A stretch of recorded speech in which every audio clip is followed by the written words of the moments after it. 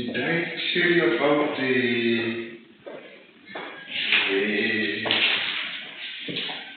examinations, the marking scheme? No, I did not talk about that. Okay. While we are waiting for your friend, because he also confirmed that he will be around, I can start with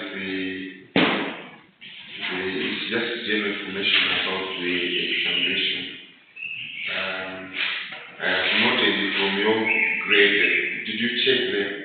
Yeah, you did better in the examination. I think it was something, but the assignment was a little bit low, which is normally students do very well on the assignment and this one.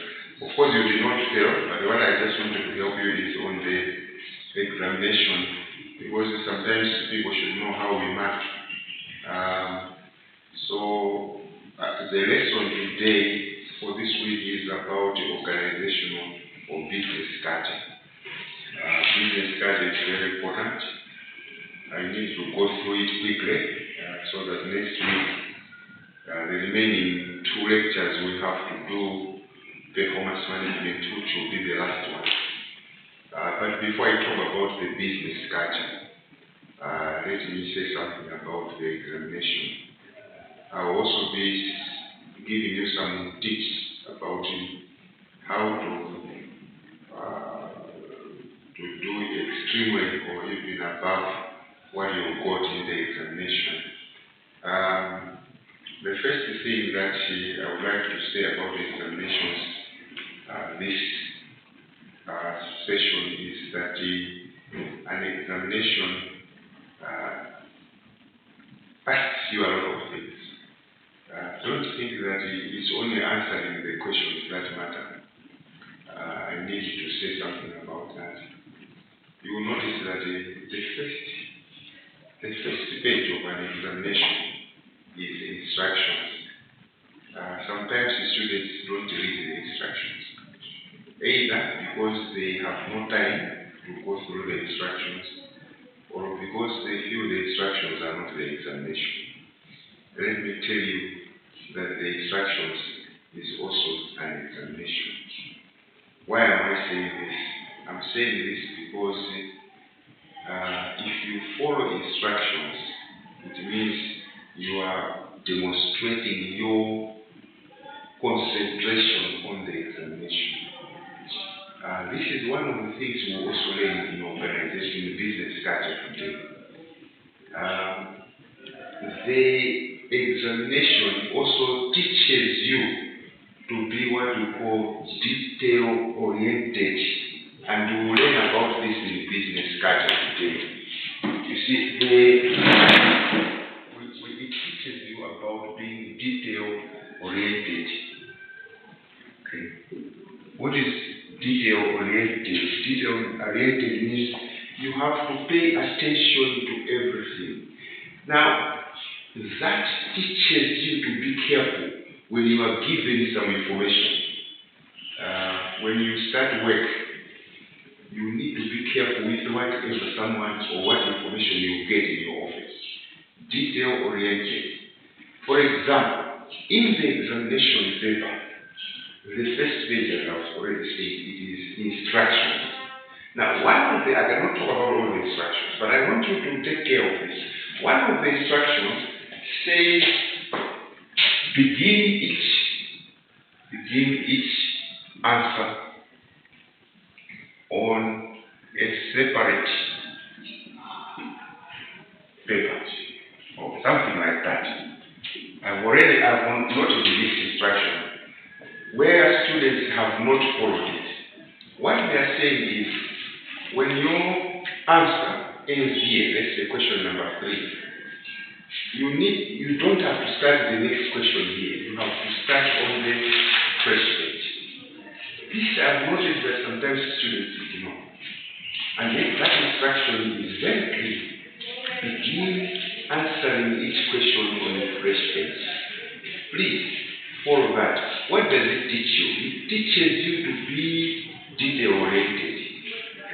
when you learn to be, it's not, you are not answering questions there, but you are following the details of the instruction. So always remember that a fresh question should be started on a fresh sheet. Not even if you end here, don't think there is enough space so I can put question 7 here. The instruction says begin each question on a fresh page. What does this tell you about? It tells you that we are teaching you students to be very detail-oriented. Because if you are not detail-oriented here, you will not be detail-oriented at the workplace.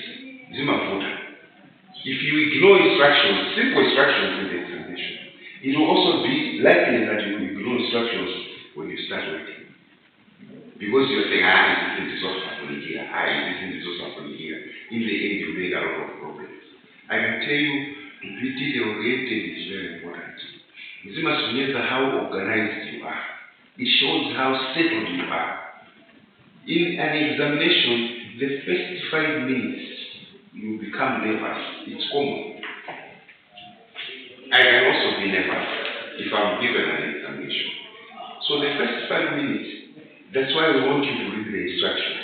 As you are reading the instructions, you become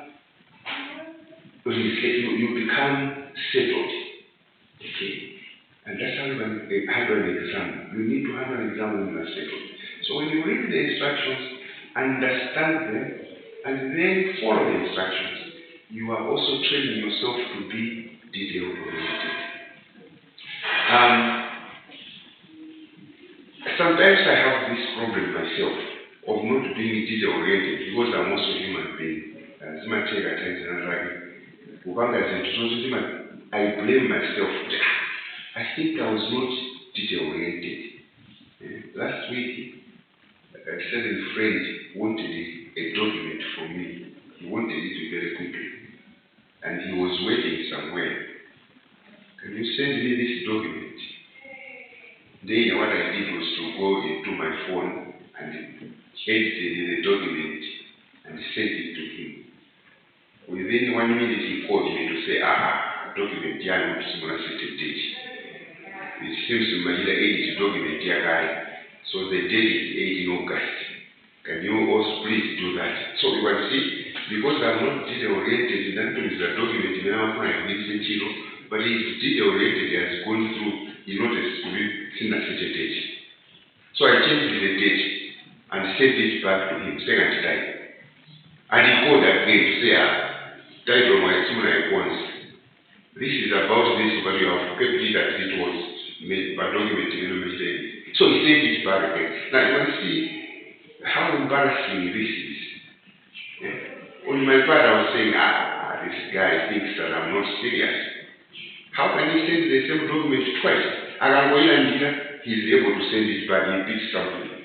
Now, so one way of training yourself is to follow. So, combine my instructions, kama kanga ya bomba na chiro mwanzo, kwa ufundi wa kwambi, ifaka ufundi sana, kujumuzika follows this monga mwene mwanzo. And if you develop that habit, you will also be detail-oriented. You may not develop a problem, and it was working Samanyazo on my phone. How can I send the document 2 times? I said, then he noticed there's a mistake. I make a correction, I send it again, he notices another mistake. What does that mean? It means I was not detail-oriented. So instructions, not only this one I'm talking about, this is just an example. Never notice 1B. So, because I'm telling all my students, my professors, that was already this end of semester examination.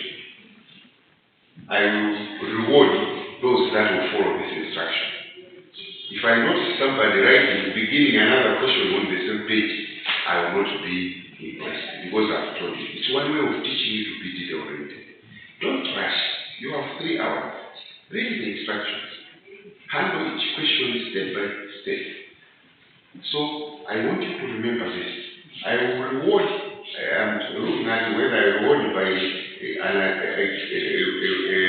a 5 marks just for following instructions.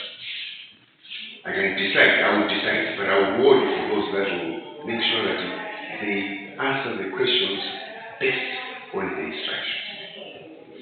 Because that is teaching you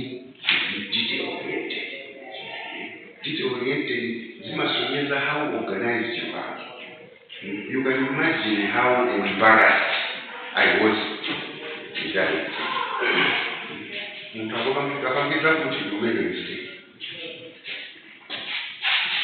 Can you also go on? Can you make a correction? To make a correction is another mistake. Shows that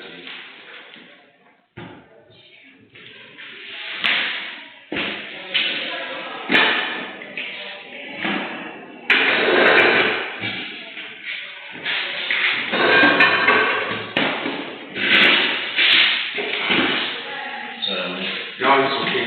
We have just studied. I was actually studying on something just to give you general knowledge about the examination. Our lecture today is on business culture, but I have not yet started talking about business culture. I was just giving some tips on examination.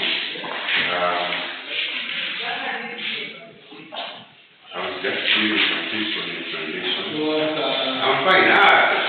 So morning, okay. Shall we? Right. So what I'm saying is, because I want you to get the best. I've gone through your grades quite good, but we want to build it up. So I'm expecting that end of semester exam, we pick it from there and we add marks. So how we can add marks is what I'm trying to say. So this class, I will give you some tips. Next week, I also give you some tips, so that when you be writing the end of semester exams, you should know exactly, oh, this is what the lecturer needs. This is what the lecturer wants. So one of the things I was telling you is the first point of examinations is the instructions. It's not the questions. We don't just ask you to answer the questions. That's why you find that the very first page of an exam contains instructions. If the instructions were not important, we should not have included them. We should not have wasted the first page to put instructions. We should have just gone to question 1, 2, 3. But we give you instructions. So I was telling him that, instructions teach us something. They teach you and me something. One, by reading the instructions, you are getting prepared for the questions. In any examination, even if it was myself, to be told that Mr. Mlenga tomorrow write an examination, there is that side of never. It's obvious, it's common. Even a professor, if you give him a chance to say, come and write an examination, the first thing is the same experience that you get. You get that anxiety, what is going to be the question paper, what is it, how am I going to work with those things happen to every human being. So the instructions are one way of trying to regulate your mood so that you settle down. So I'm advising that please read the instructions. You will not be wasting time. It's one way of preparing you to get settled in readiness for the question. That's one. But more importantly, I was telling you, and that's one of the things we learn about business culture, detail oriented. You see, the instructions tell us or teach us to be detail oriented. For example, one of the instructions in the examination says, begin each answer on a separate question paper. That's what you get. Now, it becomes something strange to us when we are marking to find that the instruction was there, begin each answer on a fresh page or in a separate answer sheet. Then you find that your question 3 ended here and you start question 4 on the same page. You may think it's not a serious offense, but it is. What this is telling us is that 1, either you did not read the instructions, or 2, you were so disorganized that you did not remember to do that. Now we want to teach you to be organized. That's why we give you an exam to do in 3 hours. To do so many things in 3 hours, we want to see how organized you can get under that environment, under that situation. Because it is always believed, and it is true, every successful person is one who has survived challenges. That's the reality. So if you survive an examination or a great. I have survived the challenges. We are giving you so many things in 3 hours. You have learned for how many months? So many months. And then we say, okay, whatever we have taught you in 3 hours, can you handle it? That's the importance of an examination. We want you to know that success comes when you have little time to do so many things, but to do them right way. That's how successful people are. That's how successful people are. That's why people that are not successful will go and say, I wasted my time. Had I known, I would not have done this, but it will be too late. So we want you to get organized within 3 hours. Follow the instructions. So one reason, for example, what I'm saying is, please, this time, in the answer, I want to see this instruction form. I want to see whether the other question ends here, the answer ends here. Even if you have enough space, leave it, because the instruction says, begin on refreshment. That indicates a lot of things. It shows, 1, concentration. It shows, 2, your organization during the examination. And also, it shows that you are learning to be detail-oriented. To be detail-oriented means to pay attention even to small details. And this will be important in the workplace.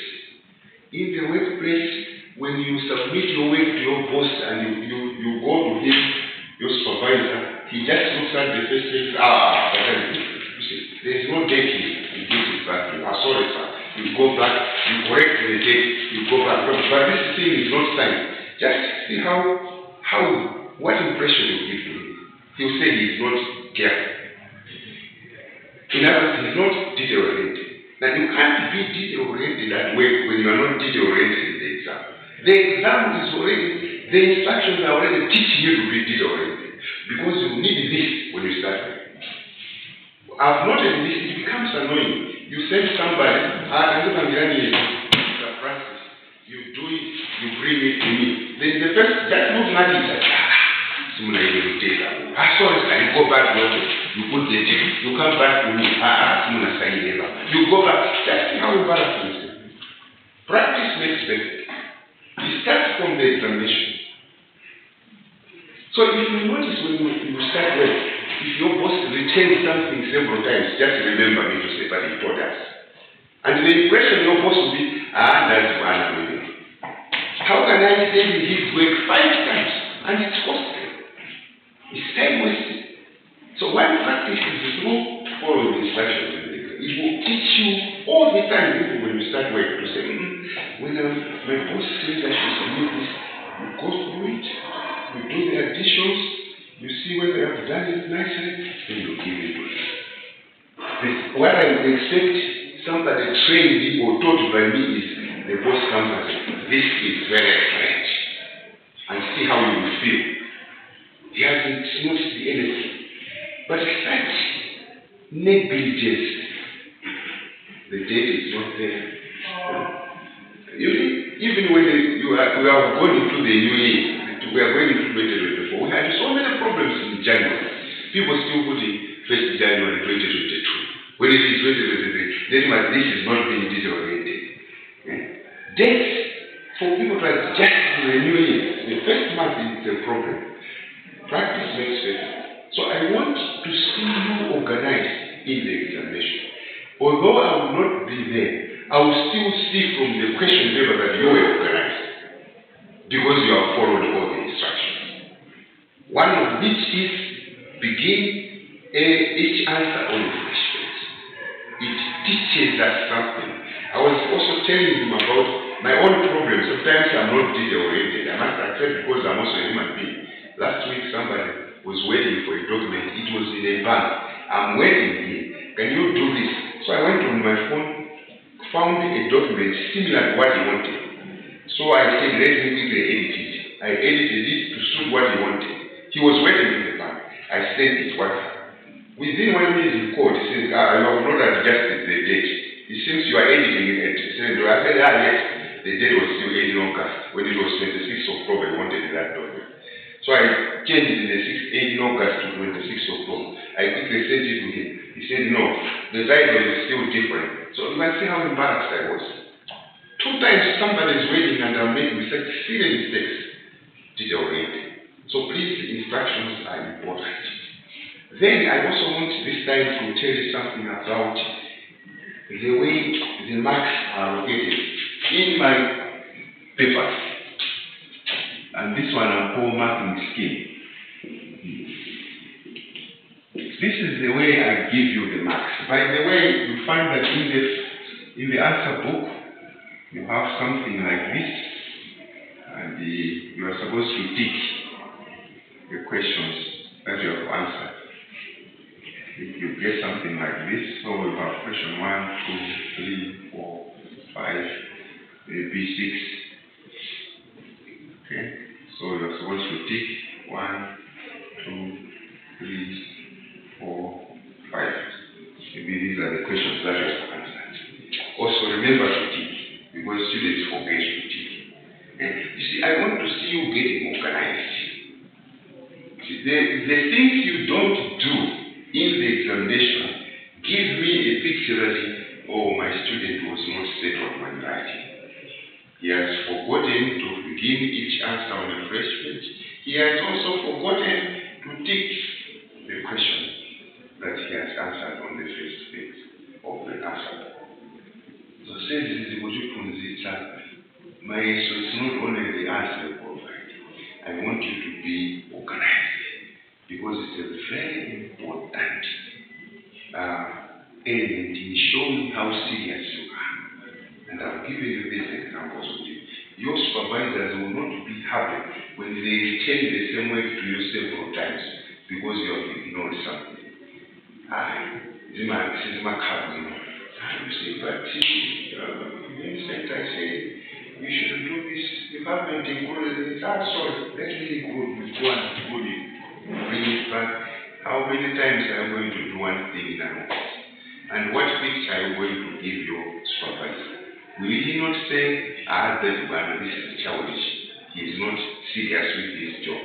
I don't want that assessment at the end. Because also, the last 2 lectures given after today will be on performance management. How do you assess the performance of people in the business? That's what will be the last one.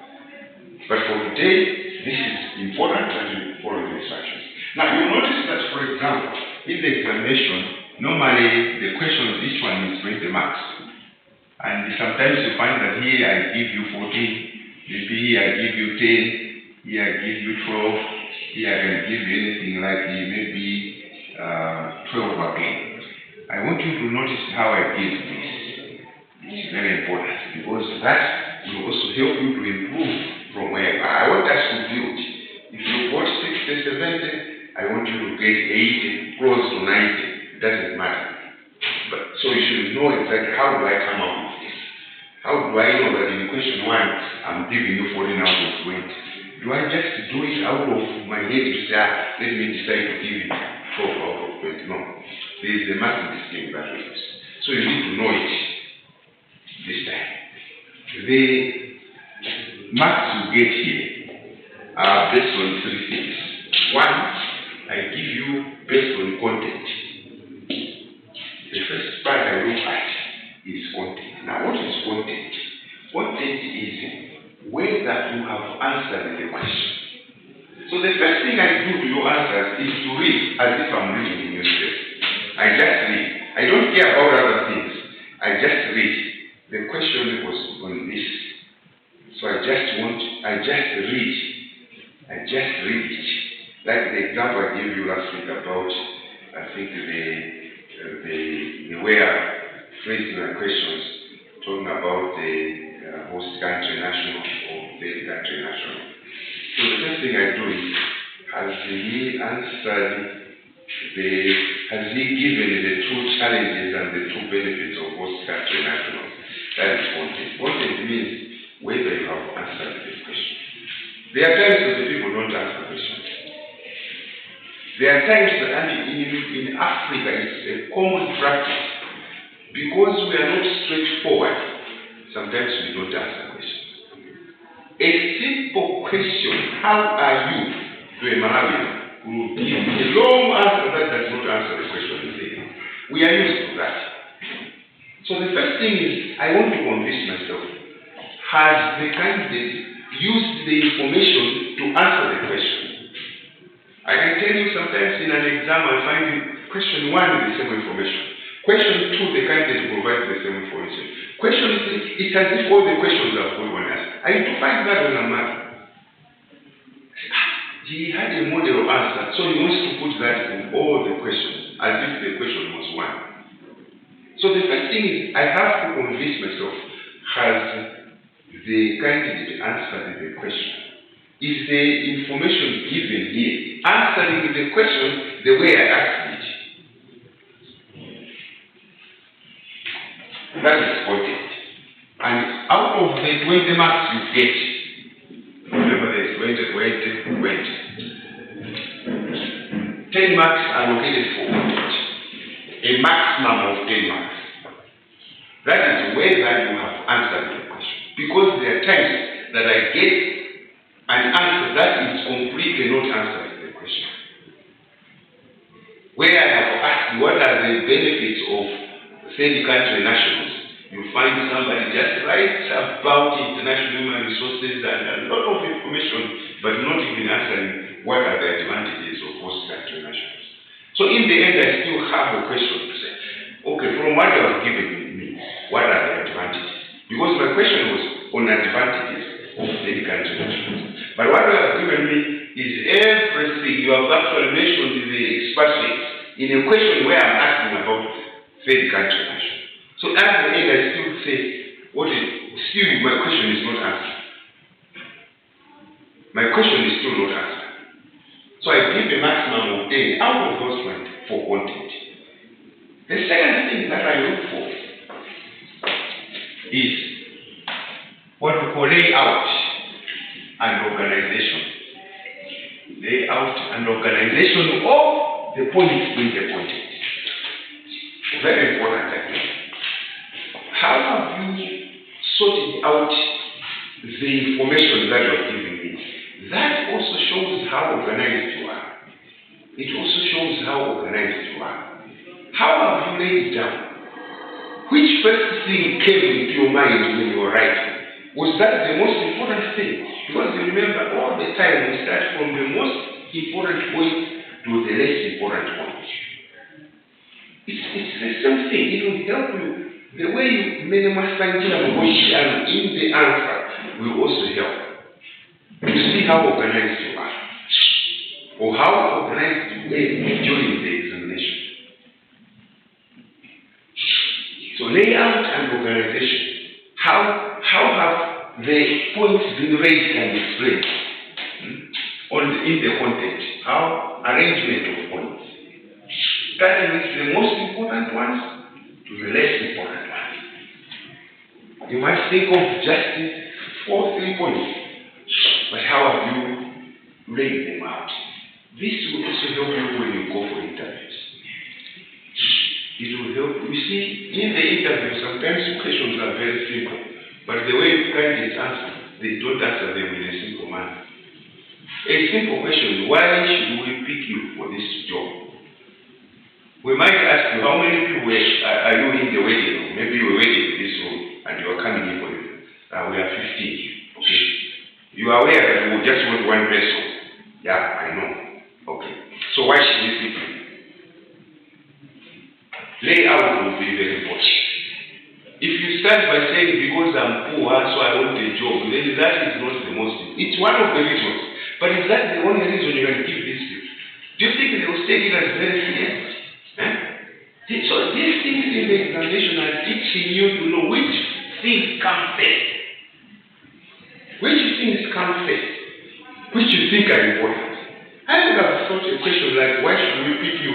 To me, I would have thought your qualification would be the most important thing to start with. I'm just thinking, there's no straightforward answer, but to me, I would think of, okay, they want a human resources officer, or they want a business development manager. I would simply say, okay, I know we are 15 there, but Mr. Chairman, I would like to say that you should pick on me. Be proud of yourself. Show that you are confident about yourself. You should pick me because of the following. 1, I have done 4 years of business management, and this position is about business administration.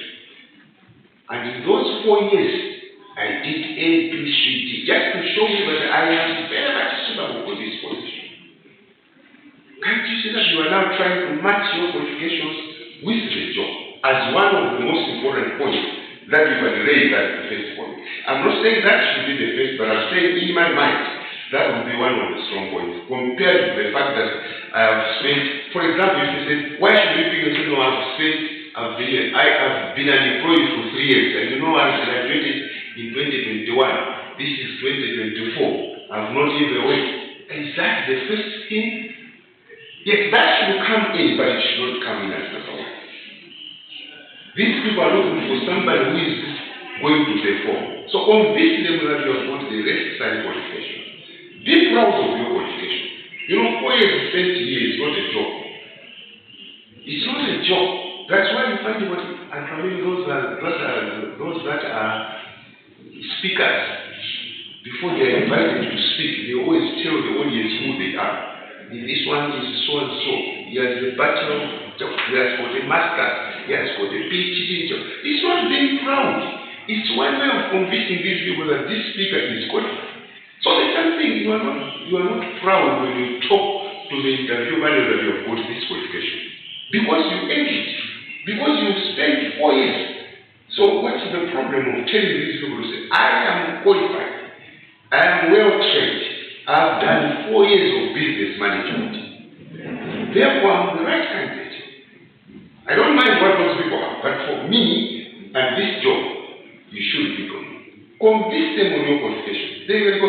Secondly, you should also consider, because of any other additional, maybe you did some attachment or what internship, whatever, if you did that, then you can also move to another flavor to say, apart from that, you see, this position needs somebody who is some sort of a leader.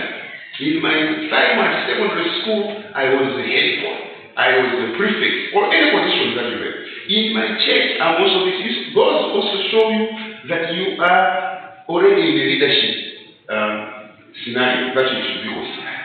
These are the things. So we'll be looking at you and say, okay, one, he has said he's well qualified. Two, previously he has held some positions of leadership, and this position needs some qualities of leadership. Three, now we can talk about maybe the last one there, but you see, in addition, I feel was saying that I'm not using my knowledge since I've never been employed before. That should be, it's also important, but to put that at the end to show that I'm not looking for the job because I'm unemployed. But they also look at it and say, this is also another important point. But see how tactful you have presented your answer. So the same thing on the layout. We look at how have you studied, which are stronger points and which are the following points. That gets a maximum of 5 marks. And the third one is also equally important. This one we talk about technical accuracy. Technical accuracy. This is how I come up with this. So the next time, and after what I'll do is in the examination, and the answer I will indicate this time. I will give a breakdown for each answer. To say, on content I've given you this. On layout I've given you this. And on technical accuracy I've given you this. Therefore, the total comes to this. I will not put it on the front page, but at the end of each question answer that you provide, I'll be able to put forth. So the technical accuracy is equally important. This has to do with how you are able to handle the language. The language, it's so boring. We are talking about sentences. We are talking about punctuation rules. We are talking about paragraphing. Okay, all those things. Okay, the correct use of grammar in general. These are things that we also need to take care of. They are equally important. For example, sometimes I get consent when you are following the rules of the language. For example, that all proper nouns should start with a capital letter. This is what we read sometime back. And also the capital letter should be at the beginning of each sentence. At the beginning of each sentence. So for example, you know that you cannot write my name like this. It's not a general address. The rules will show that a proper noun should start with a capital letter. The same thing with my son. It cannot be like this unless it is a general address. So let's follow those things. The simple rules of grammar. Start a sentence with a capital letter. All proper nouns should have a capital letter at the beginning. And I notice a lot of some things that we need to improve. This is the only time we can do this improvement. And I don't want to take you to take these things into the workplace. Zima picture of people they invest in that way. That's why sometimes take time. I also noticed that on this one, sometimes students have confused. They confuse these three words. I don't know how. These three words. They, there, and there.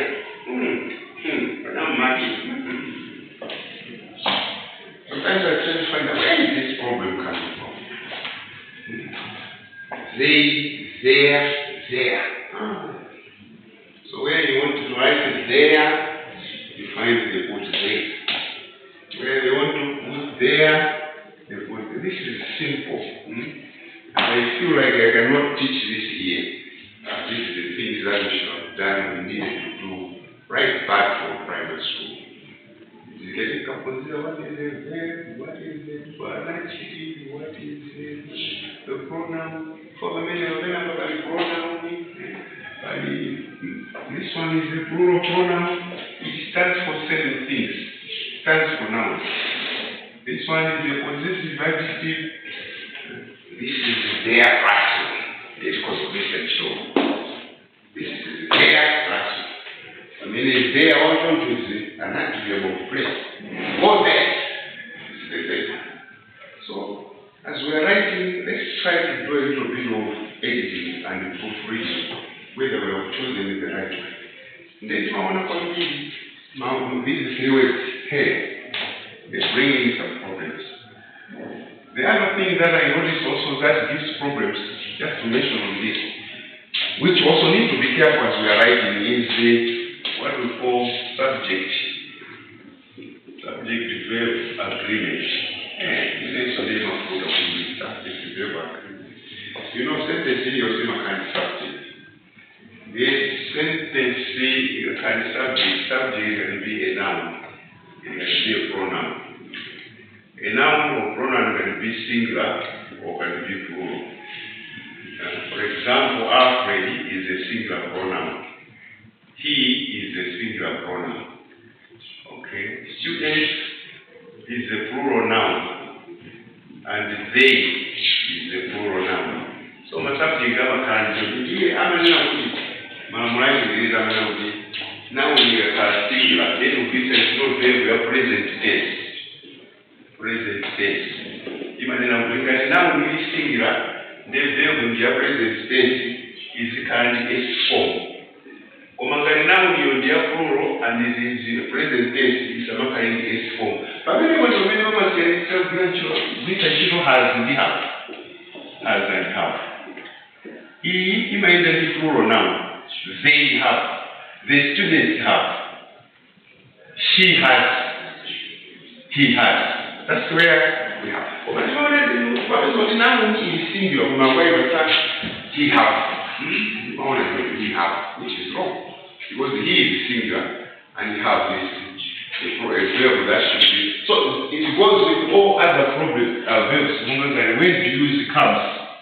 He comes from Branda. They come from Branda. Comes and come. Goes and go.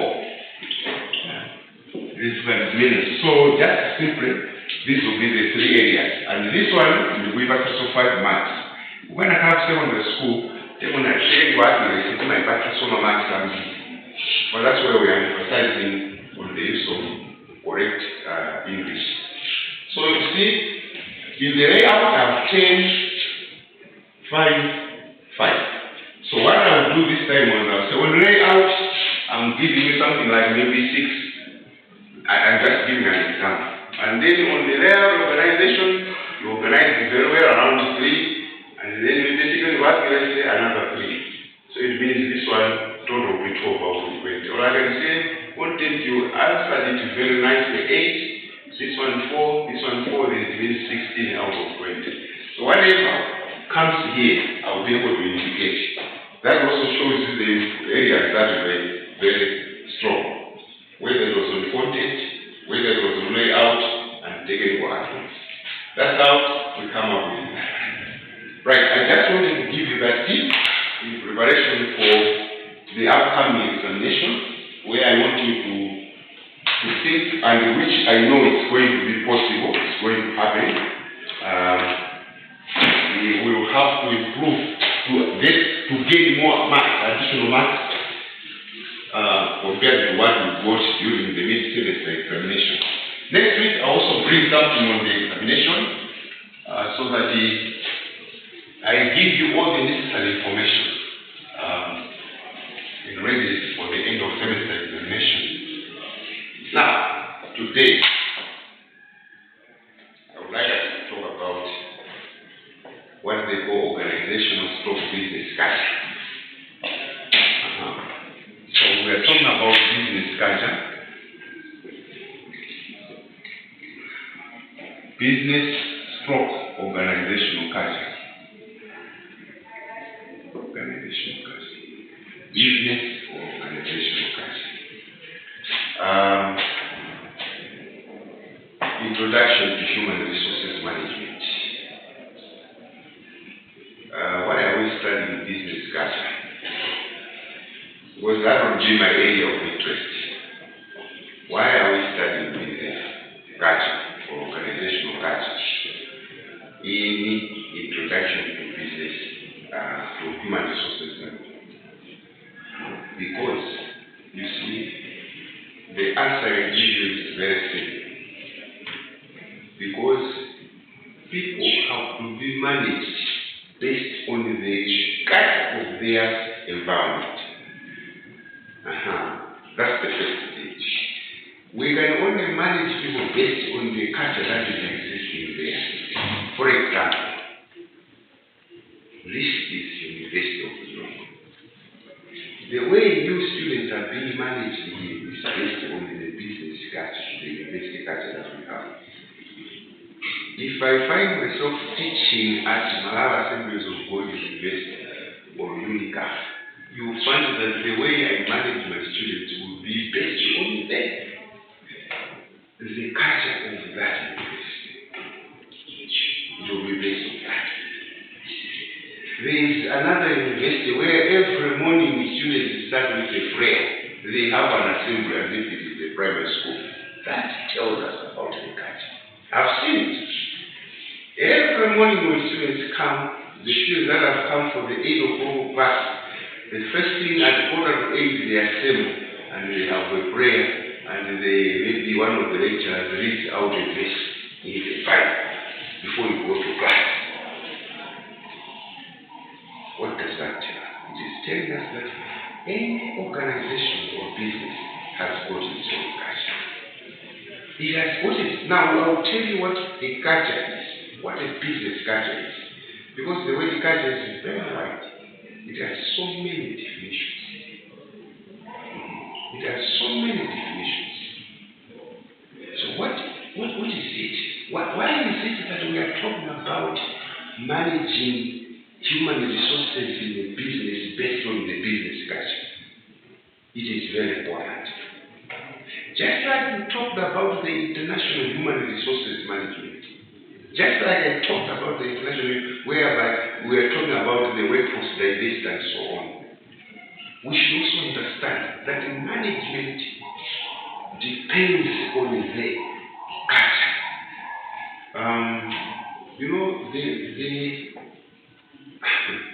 It's very important. Sometimes I look at the way families are managed. the way families are managed is based on the culture of the family. The other time, my granddaughter, she's 11 years old, we stay with her. She brought her friends because she said her mom said she has gone to town, so at home there is no one. So I will keep her and her mom will collect her from here. Now we gave them some food.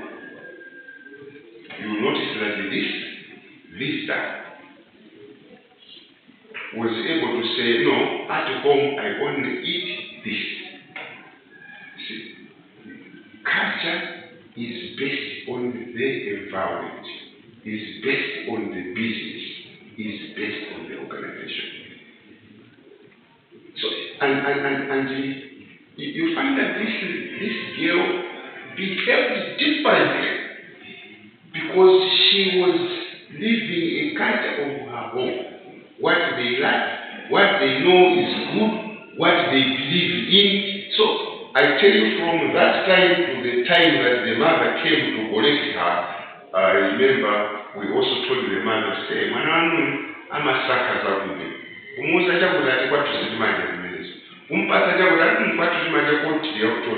Not as much as this. You see? We gave them tea around 4 o'clock.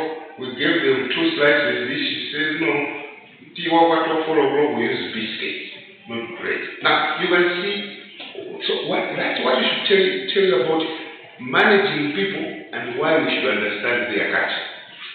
That's perhaps the lesson that I have here. You can't manage. You see, if you change people the way they manage their families, you find that some of the things that are done in that family are not done in this family. Some of the things that are not done in that family are not done in this family. We have our own culture. So when we talk about organizational culture, we are talking about this. An organizational business culture, the definition that I will give you, it is a system. It's a system of shared assumptions. It's a system of shared assumptions. It's a system of shared beliefs. It's a system of shared values. Okay? Between the people in the organization.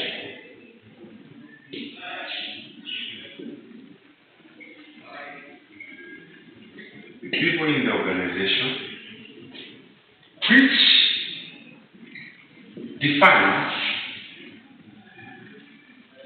what is acceptable behavior. I've already done that. If you look at the examples I've given, it's a system of shared assumptions. It's a system of shared beliefs. It's a system of shared values. Between people in the organization and the organization itself. And we are talking about what is acceptable. And this organizational culture defines the behavior of employees as well as the organization or business. It defines the behavior of employees as well